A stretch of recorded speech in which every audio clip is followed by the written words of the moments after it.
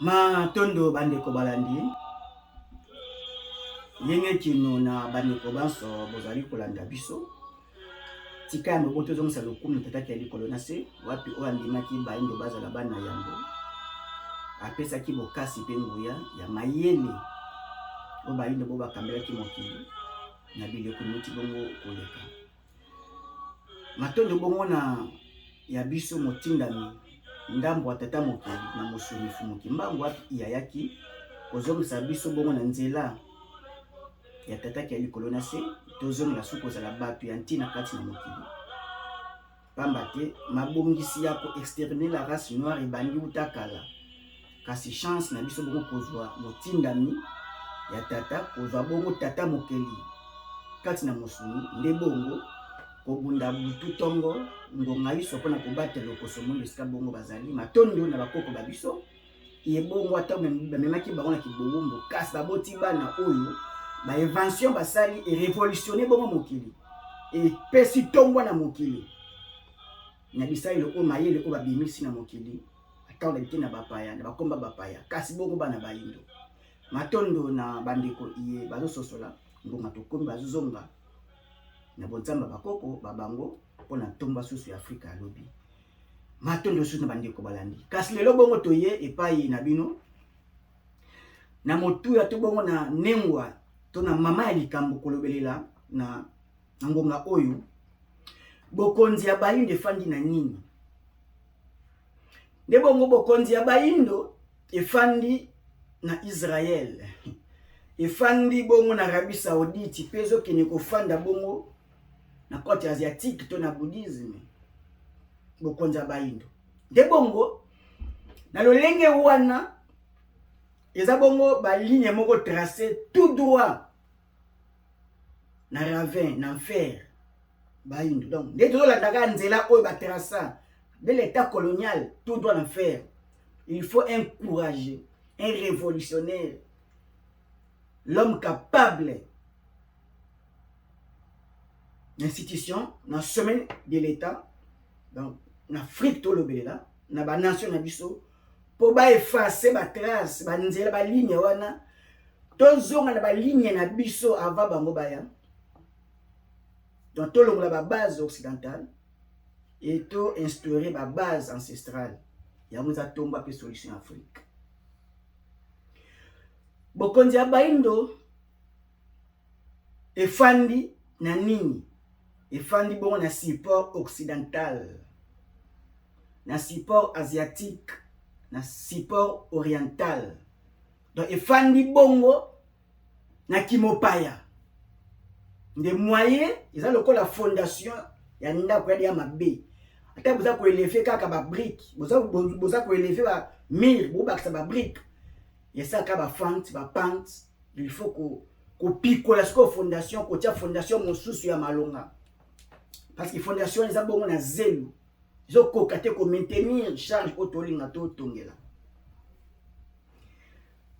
il faut en Afrique to identifier pamba te ya motona noana na mikili na bango bali pe na ba roi ba empereur na bango e bango ba bomi ba roi pe ba empereur na bango ba instaurer république res publica ke mutu nyonso akoki bongo za bongo bokonzi toka biso na boyindo bongo bokonzi za sacré yana makila o etangama na bokonzi ndakisa bongo na to bongo na empire Congo donc bane nzinga bato bali na makila ki bokonzi pamba te baza prêt à sacrifier bo moyen na bango pone belé ya bato voilà makila bokonzi azomona ye tamona ebele oyo bato azokamba zo dépendre na ye donc aza censé ebele aza nzambe na mosuni la solution à bateau, faut appeler ça.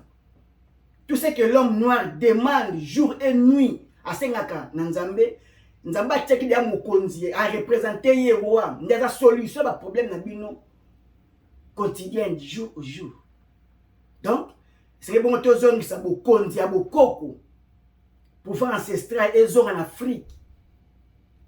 Pour bon totia ba nouvelle base. Tout ça la fondation à Sika pour to élever Afrique. Na émergence na yango soki te to continuer bongo kozala boye éternellement et ngonga bongo ekoki wapi to pesa ba piste de solution pour na tomba bongo ya Afrique. Actuellement ngora auto komi c'est bon Afrique. Tolongola démocratie. Pamba de démocratie ne bankota ba indo ezate, ezaka mutaliboma, azaneka liboma balate bilamba ya sika. Eza démocratie eza cadeau empoisonné mais une bonne emballage, bambale na emballage moko kitoko. Mais cadeau empoisonné, il faut tozongisa ngo. Pas oye uta pa kolona ngo. Et il faut en Afrique to instaurer pouvoir autoritaire. C'est-à-dire bokonzi pe bonkumu azala makoki nyonso. Donc d'abord tu identifier kozongisa bonzamba bokoko, veut dire to ko fanda te bokonzi atu ko fanda te na religion chrétienne te, na islam te, na bouddhisme te. Faut bokonzi ya baindo e fanda bongo na bonzambe ya bokoko. Donc na tradition, na culture, na bokoko. Il faut na bonne religion ancestrale. Ezali. Donc, et l'animateur wana bagoya, bakobima siko na sentiment national. Veut dire bazo mona intérêt ya bakebele, ye aza ko se faire effacer. Après la posa na ye. Pas que ça va posa ya mboka. C'est bon, c'est bon, konja so bongo so na pouvoir ancestral et zo na bongo na bokambami ya bonzambe ya bokoko. Et il faut tout dissoudre multipartisme. Veut dire il faut tout Afrique lelo, il faut alongola parti opposition. Et ça la source et exister en Afrique. Pamba teza pièce maîtresse. Yoksina a servira nango pona koningisa bokonza baindo. Pona côté des autres bon en Afrique. Et il faut bon tolongola. Vraiment la partie bien tout comme la partie unique, na idéologie nouvelle, la grandeur de l'Afrique. To historie bongo que Afrique fait contre et comme bongo puissance mondiale. Et Afrique n'a pas autre ali. Il faut bongo to kanga éducation occidentale, maté à bapaya, classe ya bapaya fait kangama. To orienter population na premier temps oyo nanu na bilanga. Kolona pe kobokola. Na moment otozali pamba te système ya embargo ba pesa na biso Afrique, bazo liesa ye au quotidien, bazo liesa jusqu'à preuve du contraire, tout ce que nous consommons au Taralibanda. Donc na grande quantité na yango et Afrique na ngotoza il faut akacha mbetelu kosi mi cravate to bombi yango nanu. Ce pe otumba so kotia na mal to lati ba teni ya musala. A orienter population na ye na bilanga a valoriser na mabele a bomna nzala ko bokola pe kolona ndeto restaurer sikoyo kelasi lo lenge to teglete bokoko na biso c'est le besoin quotidien.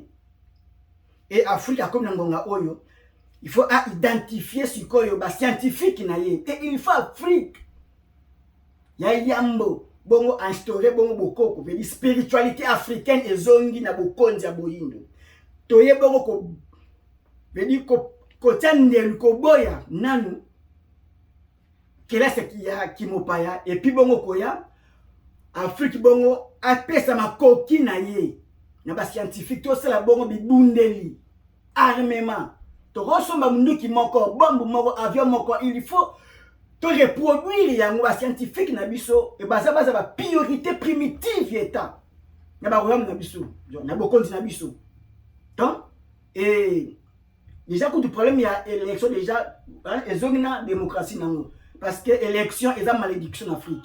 Élection et le boni yango oyo ezalaka ka contestation même pas na bango moko banda même en États-Unis. Non, tu peux continuer le côté peut sa fruité. Certes, il faut un révolutionnaire encouragé na sommet beta na biso et ba longo na banzela na ba base ancestrale et ba zongisa bokoko pamba te biso toza ba continue ba toza ba continuateur ya ba koko wana pamba te le poste auto lati e uta bokoko makila elobeli nkota kozana biso tay na biso eza ba koko na biso donc il faut tozongisa bokoko pamba te eza biso donc moi auto komi Moi je pas comme capable bibundelier moko salango et il faut to faire la frontière na biso. Vebi to bengani batu na bazone mini na biso nango. To le lata Congo to bongo ezaka Afrique to vandaki ça. Il faut interdiction ya exploitation na zone minière et batu nyonso to kena bilanga. Kobokola mbisi nyama pêche to sai na bongo enzali bomami ni bongo tokomona lumière na paya tolinga tokende et nyonso kosila mokolo moko te pasi ya Afrique eza baotaki libanda nde batiki mibeko batiki système wana ndizo nyokola biso dirigeant moko te ana solution ya kolonga biso na pasi et Afrique unie ko fédérer Afrique eza bongo moko ya tombwa ya biso bayindo matondo mingi na bandi tokozongaka ntango na ntango mpona kopesa makanisi ya émergence ya Afrika Fumuki Mbangu Moyindo ya Yambo ya Simbi Fungola ya réussite pe émergence ya Afrique kopesa ya Mukongo eza bongo kopesa tata mokili Nzambe Mukongo bana bayindo balinga na bomoko sika bongo tozwami mpona tombwa mbele na biso matondo.